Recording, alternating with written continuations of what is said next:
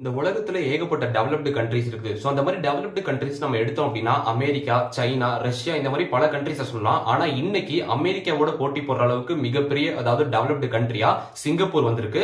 சாதாரணமா நம்ம வந்து அங்க வாழ்றதுக்கே பல லட்சங்கள் வந்து செலவு பண்ணாதான் அங்க வந்து வாழவே முடியும் அப்படின்னு சொல்றாங்க. சோ அந்த மாதிரி இன்னைக்கு வேர்ல்டுல one of the developed countries இருக்கக்கூடிய சிங்கப்பூரை பத்தின 10 இன்ட்ரெஸ்டிங்கான சீக்ரெட்ஸ் இந்த வீடியோல பார்க்க போறோம். கடைசி வரை ஸ்கிப் பண்ணாம வாட்ச் பண்ணுங்க.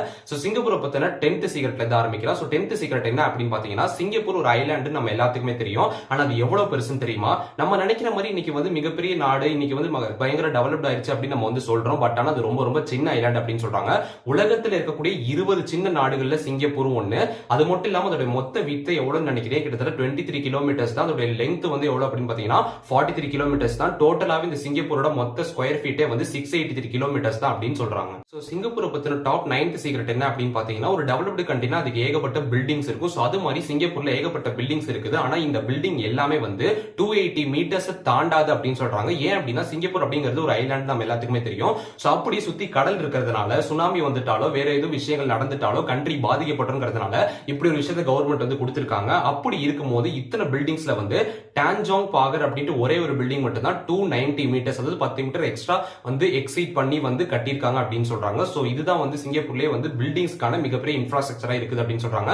சோ சிங்கப்பூரை பத்தின டாப் 8th சீக்ரெட் என்ன அப்படின்னு பாத்தீங்கன்னா, சிங்கப்பூர்ல ஏகப்பட்ட லாங்குவேஜஸ் வந்து பேசுறாங்க.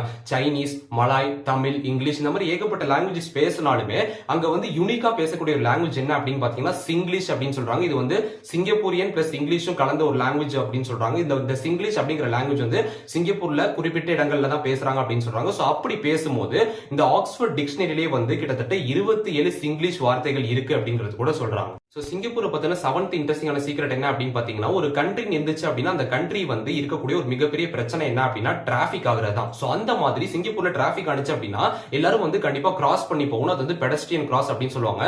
சோ அந்த மாதிரி மக்கள் வந்து கிராஸ் பண்ணும்போது பெடஸ்ட்ரியன் கிராஸ் பண்ணும்போது எவ்வளவு ஸ்பீட்ல கிராஸ் பண்ணுவாங்கன்னு நினைக்கிறீங்க? உலகத்திலே சிங்கப்பூர்ல மட்டும்தான் ரொம்ப ஃபாஸ்டா கிராஸ் பண்றாங்க அப்படின்னு சொல்றாங்க. அது எவ்வளவு ஃபாஸ்ட்னா ஒரு மணி நேரத்துல 6 கிலோமீட்டர் டிராவல் பண்ற அளவுக்கான ஸ்பீட்ல பெடஸ்ட்ரியன்ஸ் இங்க வந்து வாக் பண்றாங்க அப்படின்னு சொல்றாங்க. சோ அது மட்டும் இல்லாம சிங்கப்பூர்ல தான் உலகத்திலே அதிக ஹோட்டல்ஸ் வந்து இருக்கு அப்படின்னு சொல்றாங்க. ஹோட்டல்ஸ் அப்படின்னா ரெஸ்டாரண்ட்ஸ் வந்து இருக்கு அப்படின்னு சொல்றாங்க. சோ அந்த மாதிரி ஒரு நாளைக்கு கிட்டத்தட்ட 2 ரெஸ்டாரண்ட் புதுசா சிங்கப்பூர்ல திறக்கறாங்க அப்படின்னு சொல்றாங்க. சோ சிங்கப்பூரை பத்தின 6th சீக்ரெட் என்ன அப்படின்னு பாத்தீங்கன்னா, ஒரு கண்ட்ரி டெவலப் ஆகிறதுக்கு முக்கிய காரணம் என்ன அப்படின்னு பாத்தீங்கன்னா அங்க நடக்கக்கூடிய பிசினஸ் தான். சோ அது மாதிரி வேர்ல்டுல நியூசிலாந்துக்கு அடுத்தாப்புல அதிக பிசினஸ் பண்ணக்கூடிய கண்ட்ரியா சிங்கப்பூர் இருக்கு அப்படின்னு சொல்றாங்க. சோ அந்த மாதிரி சிங்கப்பூர்ல வந்து ஏகப்பட்ட பிசினஸ் பண்றதுக்கும் சரி, பிசினஸ் பண்ணி டெவலப் ஆகி grow ஆகிறதுக்கு ஏகப்பட்ட ஆப்பர்ச்சுனிட்டிஸ் வந்து சிங்கப்பூர்ல இருக்கு அப்படின்னு சொல்றாங்க. சோ அது மாதிரி நீங்க வந்து சிங்கப்பூர்ல சிட்டிசன் ஆயிட்டீங்க அப்படின்னா சிங்கப்பூர்ல இருந்து மத்த கண்ட்ரீஸ்ல டிராவல் பண்றதுக்கு especially North Korea, South Korea, China, United States of America இந்த 4 கண்ட்ரீஸ்க்கும் போறதுக்கு விசாவே தேவையில்லை அப்படின்னு சொல்றாங்க. சோ சிங்கப்பூரை பத்தின டாப் 5th சீக்ரெட் என்ன அப்படின்னு பாத்தீங்கன்னா, இன்னைக்கு உலகத்துல ஏகப்பட்ட டஃபஸ்ட் எக்ஸாம்ஸ் வந்துருச்சு இந்தியாவுல கூட. சோ அந்த மாதிரி சிங்கப்பூர்லயே வந்து டஃபஸ்ட் எக்ஸாம் இருக்கக்கூடிய GCE O level chemistry paper அப்படின்ட்டு ஒரு எக்ஸாம் இருந்திருக்கு. அதுதான் சிங்கப்பூர்ல டஃபஸ்ட் எக்ஸாம்ஸ் அப்படின்னு சொல்றாங்க. அந்த எக்ஸாம் வந்து 7 வயசுல ஒரு பையன் வந்து கிளியர் பண்ணிருக்கான் அப்படின்னு சொல்றாங்க. அப்ப அந்த பையன் எவ்வளவு இன்டெலிஜென்ட்டா இருக்கணும்? ஏன் அப்படின்னா அது கெமிஸ்ட்ரி சம்பந்தப்பட்ட எக்ஸாம் அப்படிங்கறதுனால ரொம்ப டஃபஸ்டா இருக்கும் அப்படின்னு சொல்றாங்க. அந்த எக்ஸாம் கிளியர் பண்ண அந்த 7 வயசு பையன் வந்து ஒரு சிங்கப்பூரியன் அப்படின்னு சொல்றாங்க. சிங்கப்பூரை பத்தின டாப் 4th சீக்ரெட் என்ன அப்படின்னு பாத்தீங்கன்னா, ஒரு நாட்டுல நம்ம தப்பு பண்ணோம் அப்படின்னா அதாவது குற்றம் பண்ணோம் அப்படின்னா இதுக்கு ஏகப்பட்ட தண்டனைகள் இருக்குது. ஒரு விஷயத்தை பண்ணா இது தப்பு சரிங்கிறத பார்த்து தான் அது வந்து குற்றம்னு சொல்லுவாங்க. சோ அது மாதிரி சிங்கப்பூர்ல நீங்க வந்து டாய்லெட் யூஸ் பண்ணிட்டு ஃபிளஷ் பண்ணல அப்படின்னா அது கூட குற்றம் அப்படின்னு சொல்றாங்க. ஒருவேளை நீங்க டாய்லெட் யூஸ் பண்ணிட்டு ஃபிளஷ் பண்ணாம விட்டுட்டீங்க அப்படின்னா 150 சிங்கப்பூரியன் டாலர்ஸ் உங்களுக்கு வந்து சார்ஜ் பண்ணுவாங்க அப்படின்னு சொல்றாங்க.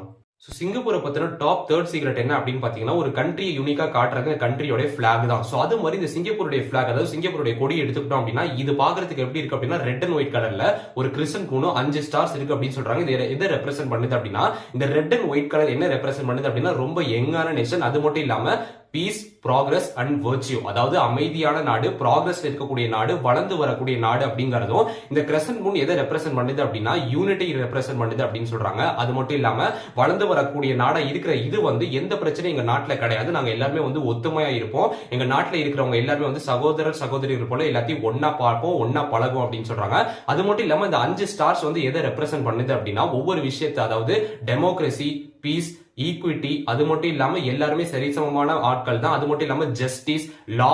சோ அப்படி ஒரு கண்ட்ரி ஸ்ட்ராங்கா இருக்கிறதுக்கு என்னென்ன விஷயங்கள்லாம் முக்கியமோ அந்த விஷயம் எல்லாத்தையுமே வந்து இந்த சிங்கப்பூர் பிளாக் வந்து ரெப்ரசென்ட் பண்ணுது அப்படின்னு சொல்றாங்க. சோ சிங்கப்பூரை பத்தின டாப் செகண்ட் சீக்ரெட் என்ன அப்படின்னு பாத்தீங்கன்னா, சிங்கப்பூர்ல இருக்கக்கூடிய அதாவது 6ல ஒருத்தர் வந்து பணக்காரங்களா இருக்காங்க அப்படின்னு சொல்றாங்க. ஏன் அப்படின்னா சிங்கப்பூர் டெவலப் ஆகிற ஒரு கண்ட்ரி நம்ம எல்லாத்துக்குமே தெரியும், டெவலப்டு கண்ட்ரி நம்ம எல்லாத்துக்கும் தெரியும். சோ அந்த மாதிரி இருக்க போது ஏகப்பட்ட பிசினஸ் அங்க வந்து டெவலப் ஆயிட்டு இருக்குது. அப்படி டெவலப் ஆகும்போது சிங்கப்பூர்ல பாத்தீங்க அப்படின்னா 6ல ஒருத்தர் கிட்ட வந்து 1 மில்லியன் சிங்கப்பூரியன் டாலர்ஸ் இருக்கு அப்படின்னு சொல்றாங்க. அதாவது 1 மில்லியன் டாலர் அளவுக்கு சொத்து வச்சிருக்காங்க அப்படின்னு சொல்றாங்க.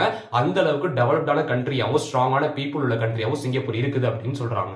சிங்கப்பூரை பத்தின டாப் ஃபர்ஸ்ட் சீக்ரெட் என்ன அப்படின்னு பாத்தீங்கன்னா, சிங்கப்பூருக்கு ஏன் சிங்கப்பூர் பேர் வந்துச்சு, அது மட்டும் இல்லாம இந்த சிங்கப்பூர்ல இருக்கக்கூடிய மெர்லைன் அப்படிங்கிறது எதை ரெப்ரசென்ட் பண்ணுது அப்படின்னா, அதாவது சிங்கப்பூர் ஆண்ட சாங்னிலா உச்சாமா அப்படின்ட்டு பேலம்பக் அப்படிங்கிற இடத்தை சேர்ந்த ஒரு அரசர் இருந்திருக்காரு.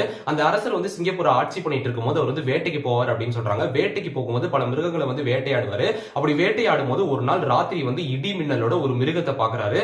அந்த மிருகம் பாக்குறதுக்கு சிங்கம் மாதிரி இருக்கு அப்படின்னு சொல்றாங்க.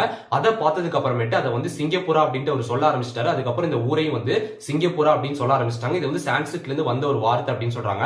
அதுக்கப்புறமேட்டு தமிழர்கள் அங்க நிறைய பேர் இருந்ததுனாலையும் அதை வந்து சிங்கப்பூர் அப்படின்ட்டு அதுக்கப்புறமேட்டு பிற்காலத்துல வந்து கூப்பிட ஆரம்பிச்சிட்டாங்க. அதெல்லாம் சரி, ஆனா இது சிங்க உருவத்தை பார்த்ததுனால சிங்கப்பூர் அப்படின்னு சொல்றாங்க. இந்த மெர்லைன் அப்படிங்கிறது எதை உணர்த்துது? சிங்கம் இருக்குது, சிங்கத்துக்கு எப்படி மீனோட வால் இருக்கு அப்படின்னா இங்கதான் மிகப்பெரிய விஷயம் ஒளிஞ்சிருக்கு. என்ன அப்படின்னா இது ஒரு தீவு அப்படிங்கறதுனால தீவுல வாழக்கூடிய மக்கள் வந்து மீன்பிடி தொழில தான் அதிகமா பண்ணி அந்த காலகட்டத்தில் சிங்கப்பூர்ல வந்து வாழ்ந்திருக்காங்க.